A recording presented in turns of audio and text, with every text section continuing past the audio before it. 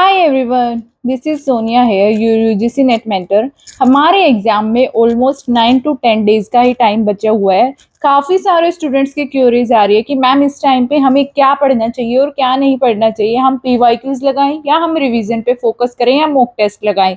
इस वीडियो को एंड तक देखना, आपके सारे डाउट्स, आपके सारे कंफ्यूजन्स क्लियर हो जाएंगे। सबसे पहले तो आपको करनी है रिवीजन। हाँ जी, जब तक आपको कॉन्सेप्ट्स की क्लैरिटी नहीं होगी, आप टॉपिक को बार बार रिवाइज नहीं करोगे, आपको याद नहीं रहेगा। मुझे पता है एंड मोमेंट पे हमारे साथ यही होता है कि जितना भी हमने पढ़ा है वो सब हम भूल रहे होते हैं। इस टाइम पे ये सबके साथ ही होता है, आप अकेले नहीं हो। मेरे साथ भी यही हुआ था मेरी प्रिपरेशन के टाइम पे।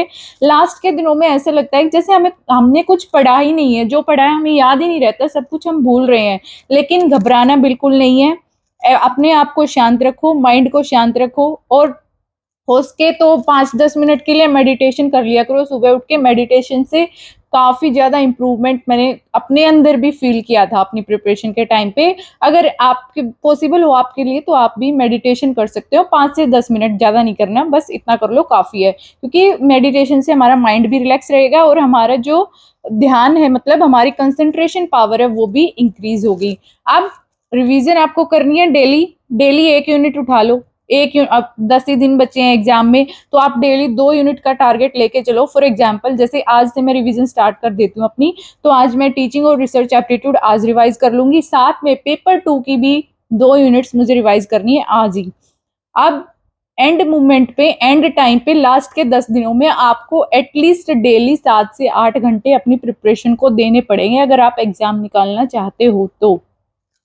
रिवीजन कर ली हमने 2 यूनिट्स की, उसके बाद डेली आपको 2 पीवाईक्यू सोल्व करने हैं। 2 पीवाईक्यू मतलब 2 सेट 50-50 क्वेश्चंस के। अगर आपके पास टाइम बचता है तो आप 3 सेट भी लगा सकते हो। सबसे पहले दिसंबर 2025 वाले सेट्स जो है उनको सोल्व करो। 11 टोटल क्वेश्चन पेपर है हमारे पास। डेली आप 3 भी सोल्व करते हो तो 3 से 4 दिन में आप, मैक्सिमम 4 दिन में आप सारे क्वेश्चन सोल्व कर लोगे। क्वेश्चंस को सोल्व करने का तरीका क्या है?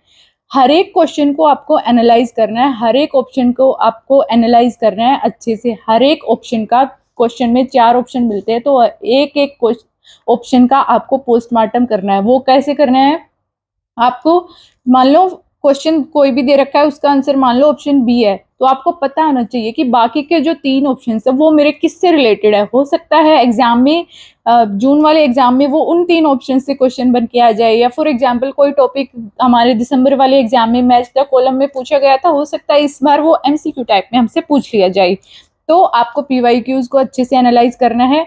एक सेपरेट नोटबुक बना लो अपनी, उसमें डेली मान लो दो पीवाईक्यू मैं आज सोल्व कर ली हूँ, उस पर अपनी हेडिंग लिखो पेज पे कि 6 जनवरी का मॉर्निंग शिफ्ट का मेरा पेपर है। उस पर अपनी सारी मिस्टेक्स आपको नोट डाउन करनी है 1 by 1। और उन मिस्टेक्स को आपको एग्जाम से पहले एटलीस्ट 3 बार पढ़ना है। क्या करना है? डेली वो नोटबुक खोलो अपनी, और जो भी आपकी मिस्टेक्स है, फॉर एग्जाम्पल एक क्वेश्चन में आपके 10 क्वेश्चन गलत हो गए, आपके 12 क्वेश्चन गलत हो गए, तो उन 12 टॉपिक्स को अच्छे से रिवाइज करना है। डेली 3 बार अपनी आंखों के सामने उन टॉपिक्स को आपको देखना है। इससे होगा क्या? एग्जाम टाइम तक, एग्जाम के टाइम पे आपको आपके माइंड में याद आ जाएगा कि मैंने ये टॉपिक्स उस दिन रिवाइज किए थे और इसका मीनिंग ये है, ये इससे रिलेटेड है, ये आपको याद आ जाएगा।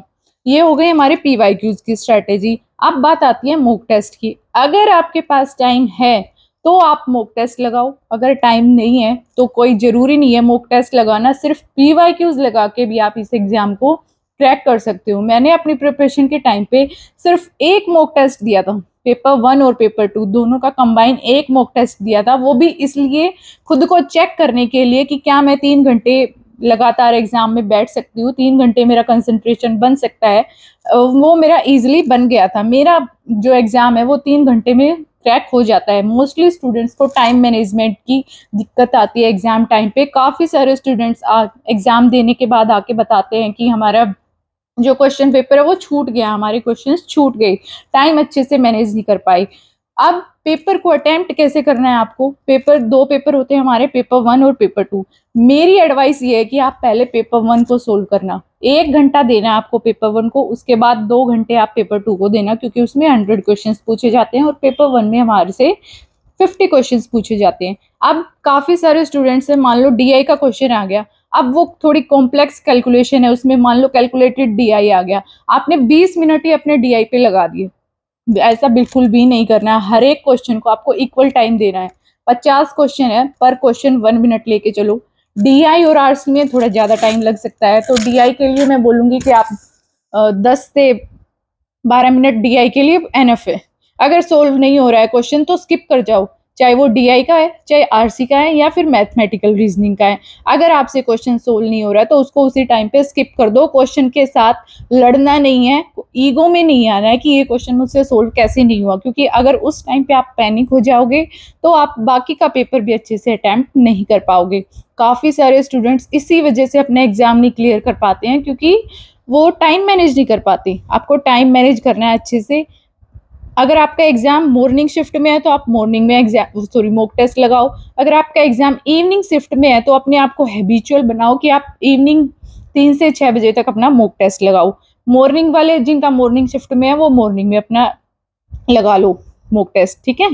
अब रिवीजन हो गई, हमारे पीवाईक्यूज हो गए और मॉक टेस्ट हो गए। और उसके बाद अब काफी सारे स्टूडेंट्स हैं जो बोलते हैं कि मैम हमें जो फैक्ट्स हैं वो याद नहीं रहते। मान लो कौन सा एक्ट किस ईयर में आया था, एआईसीटी किस में आया। हमारे हायर एजुकेशन से रिलेटेड काफी सारे एक्ट्स हैं।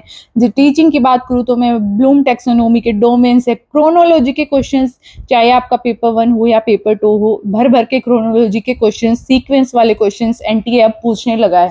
तो घबराना नहीं है आपको बिल्कुल भी।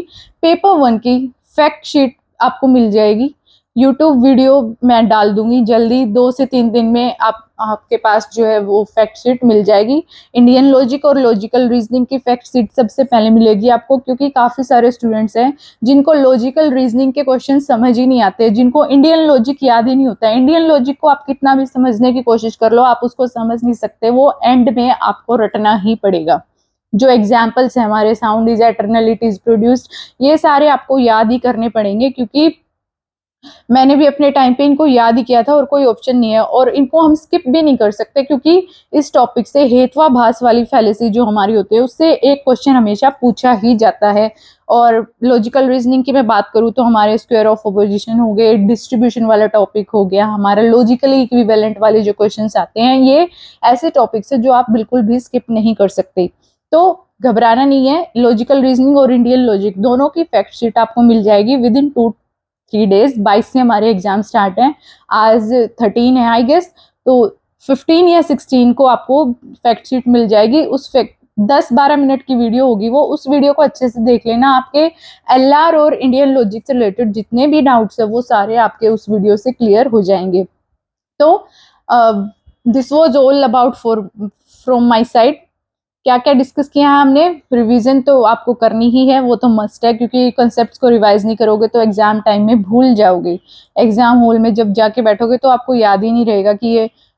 और एक बात और, बच्चे ना इतना ज्यादा मैस क्रिएट कर लेते हैं अपने माइंड में, कभी वो इस एजुकेटर की वीडियो देख रहे, कभी दूसरे एजुकेटर की वीडियो देख रहे, कभी तीसरे की। जितना सिंपल आप पेपर 1 को रख सकते हो ना उतना सिंपल रखो, क्योंकि जितना सिंपल ये पेपर होगा ना उतने ही आपके स्कोर करने के चांसेस ज्यादा होंगे।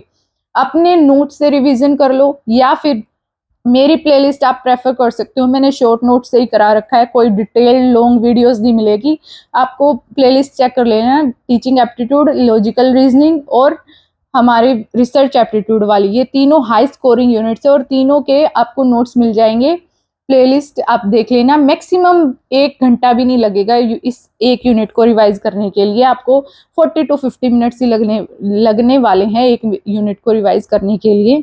तो this was all about from my side. आपका अगर और कोई डाउट रह गया हो, कोई क्यूरी रह गई हो, तो आप कमेंट सेक्शन में मेंशन कर देना। And all the best for your exam.